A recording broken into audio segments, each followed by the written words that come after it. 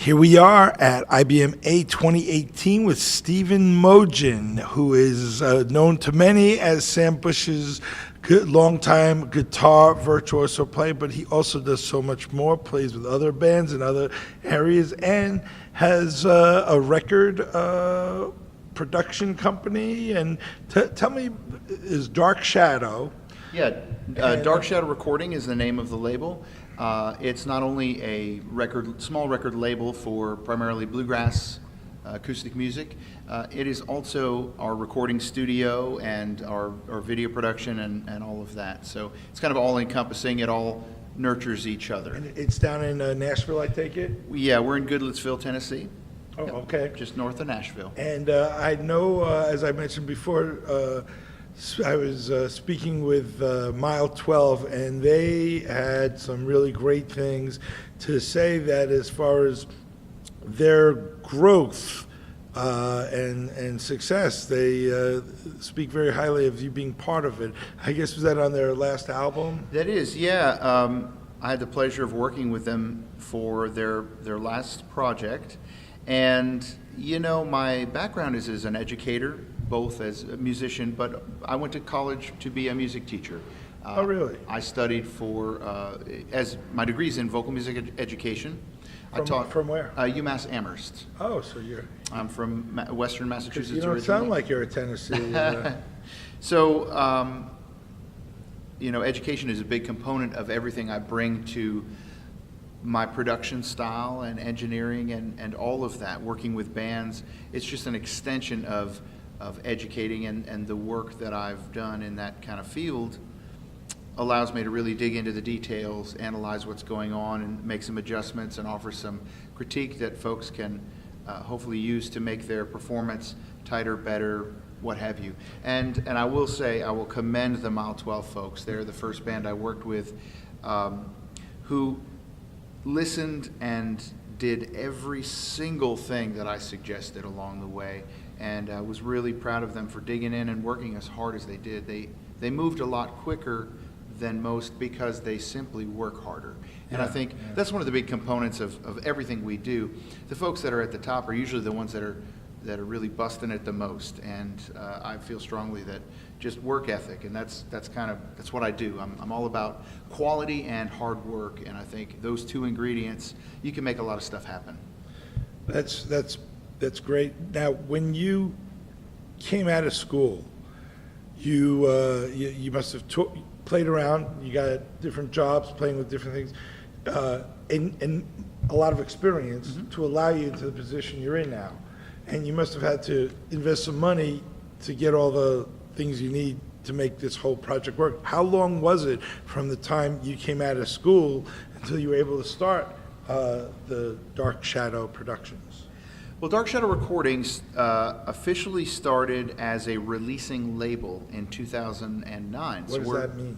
Well, signing artists and putting out records.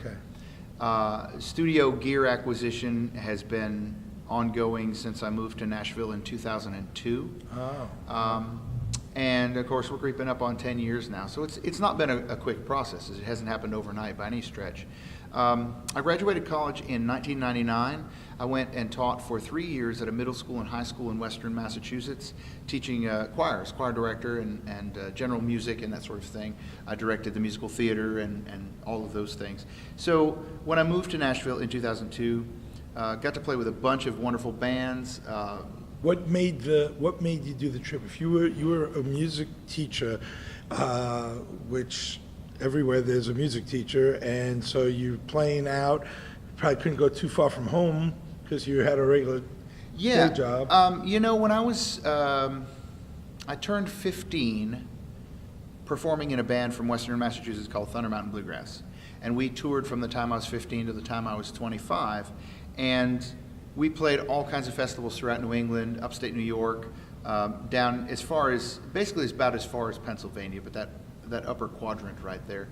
And mostly played festivals where we would go and be there all weekend, play a lot of sets during the weekend, and a lot of jamming and that kind of stuff. All that was wonderful, and loved the guys that I used to tour with. Two of them were huge mentors for me. One of the guys was literally the dude who taught me how to play guitar. How old were you when you learned how to play guitar? 6. Yeah. My first gig, I was 8. Yep. Wow. So, Where all was- that to say that, performing with that group, they also had restrictions. I had restrictions, and then sometimes opportunity just knocks.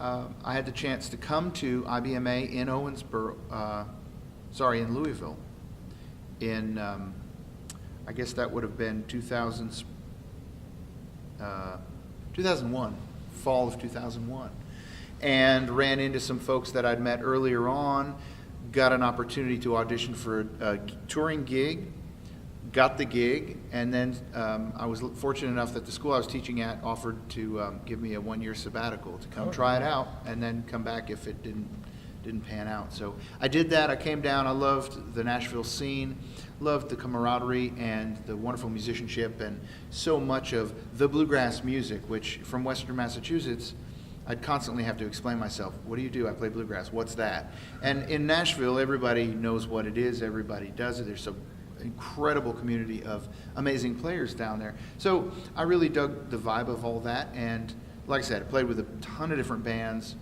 both bluegrass and Americana and country and whatnot for several years.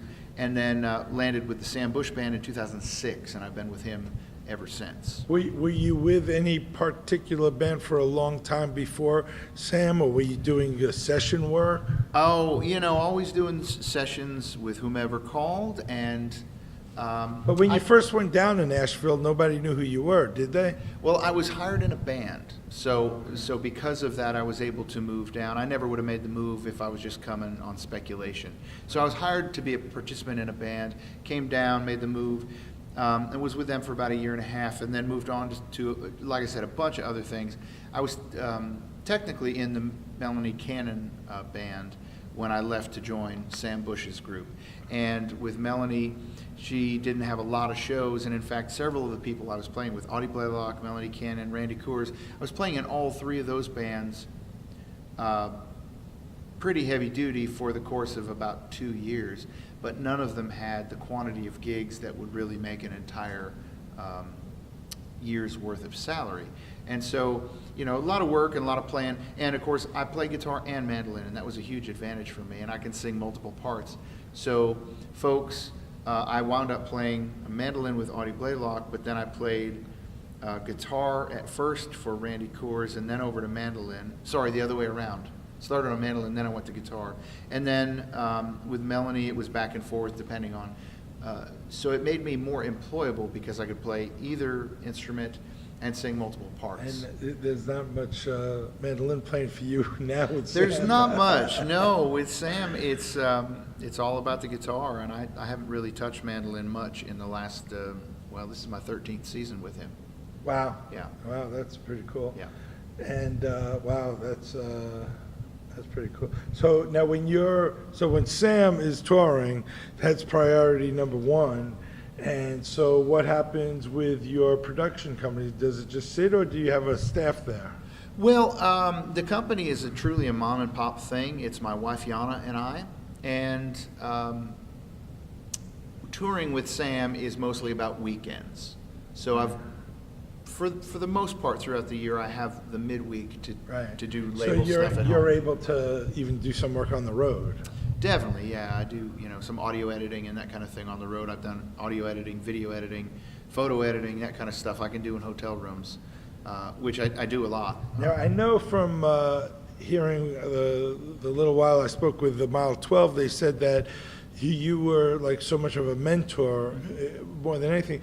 Now, do you have an open door for other bands to try to do what Mile 12 did? And how, if so, what do they do to get in touch with you? Just Yeah, well, my information's on the website, darkshadowrecording.com. so they could just contact you, and Yep. then you take it from there. Of course, yeah, and every situation is different. I'm happy to talk with folks. There were so many people that helped me on my way, on my journey, that I'm very happy to give back in ways that I can. And then folks that really want to get more serious about it, there's a lot of work for hire that I do, and that's what it was for Mile 12. Yeah. They hired me to produce their record, and part of that package was band coaching and just general mentorship. And Well, they've had such success. Folks from the Ramble, all these newer bands, a lot of them, I'm sure, would be interested in talking to you. I mean, have people come to you here now, like as word out? People know about what you're doing? yeah, I mean, it's interesting. A lot of folks don't really look to see who's behind the scenes. Right. It depends. Other bands that are looking for a similar trajectory may be hunting for that. I do a lot of services. One of the services that I offer and sell is called band coaching, and that is, you may have seen me do that here this week with one of the groups here. And I take a band in, and we just work on all the details. I start from scratch, listen to what they're doing, and try to help them realize their vision of their music in a more cohesive way. And it's a lot easier for an outside person like me.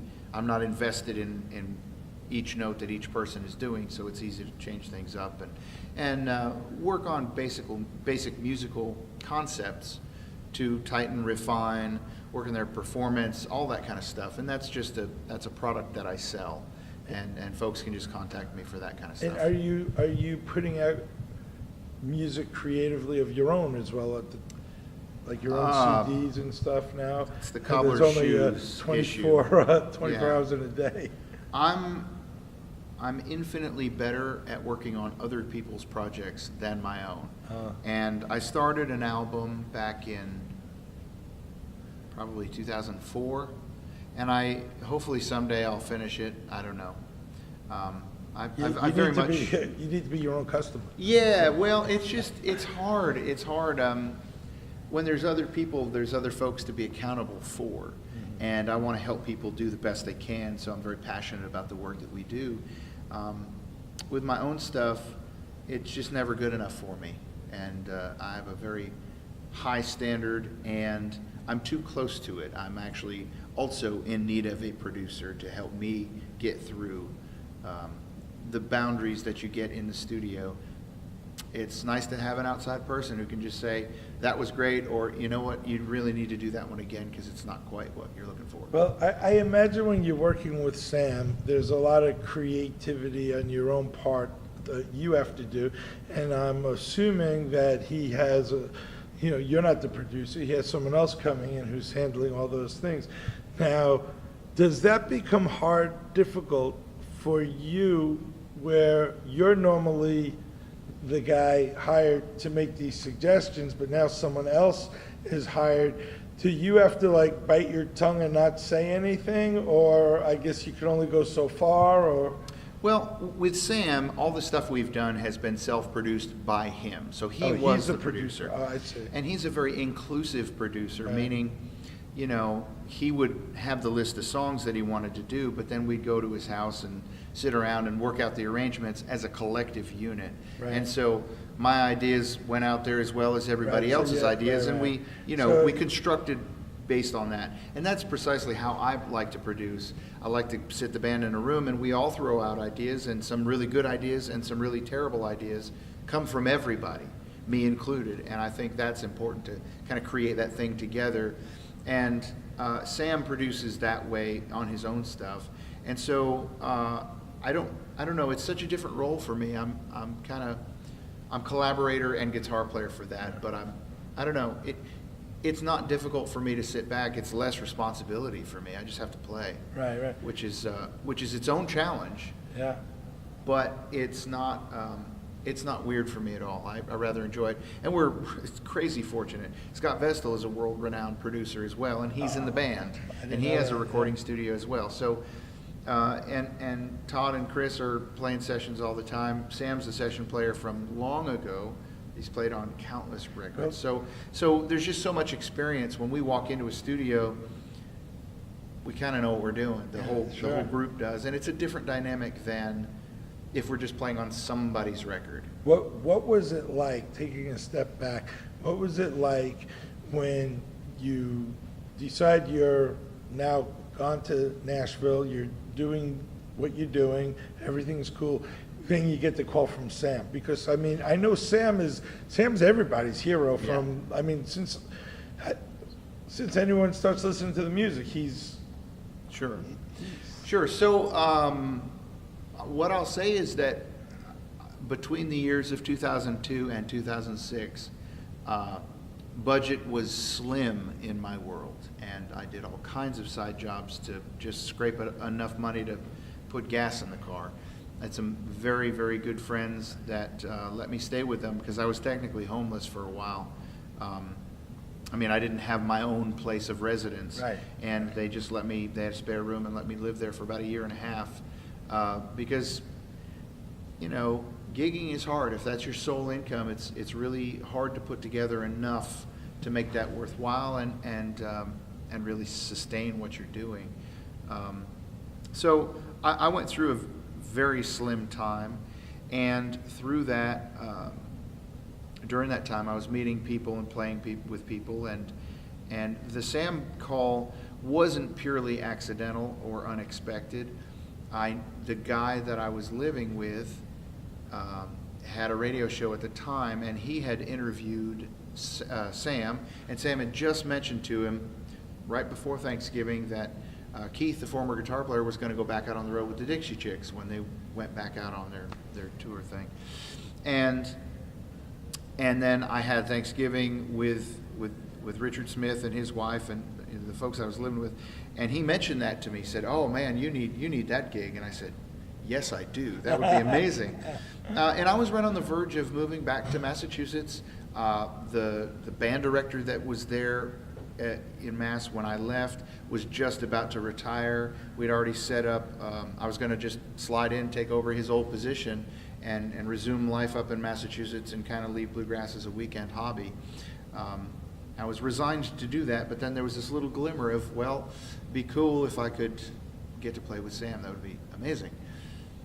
So I called the folks that I knew who knew him. Richard Smith, I asked him to give Sam a call and tell him about me and give him my number, and who knows.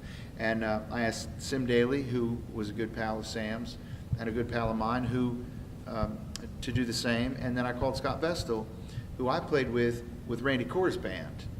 And then Scott and his wife had a little project that they hired me on, and I got to know them pretty well at that time. And so Scott put in a call to Sam, Sim put in a call to Sam, Richard put in a call to Sam, and then Sam called me for an audition.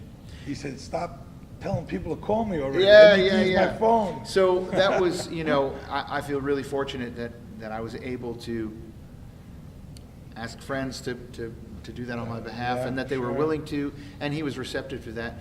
And, you know, folks ask me all the time, were you nervous on your first audition? Well, I wasn't, because I had resolved the idea that I was going home. I was going back to Massachusetts, and so I learned the material that they sent. Some of it was kind of different. There's some tunes in 7/4 and 5, and I was familiar with that from my studies in college, but I hadn't really played that kind of stuff before. So I worked really hard. I learned what they asked me to prepare. 7/4 was the song with the dog licking the... That he actually showed me in my audition. He showed it to me, and Is that 7/4? That is 7, yeah. Yeah. So I don't know. I was really at peace with the whole thing, and I thought, I'm gonna get to go hang out at Sam Bush's house and jam with him in his living room. And if that's all that comes of this, that's a huge win, because how many people get to do that, right? Such a hero of mine, and I was just really, really calm for that whole experience, and it was such a thrill, and I really never expected that I would get the job or get a second audition or any of that, but it was just all part of it, and it was a really, he's such a wonderful guy, and like I said, I've been in the band since 2006, Well, and hope to stay there awesome. for a very long time. Yeah, well, it's we're lucky that worked out, because bluegrass is better because you're in it, and all the younger bands or newer bands should contact you at...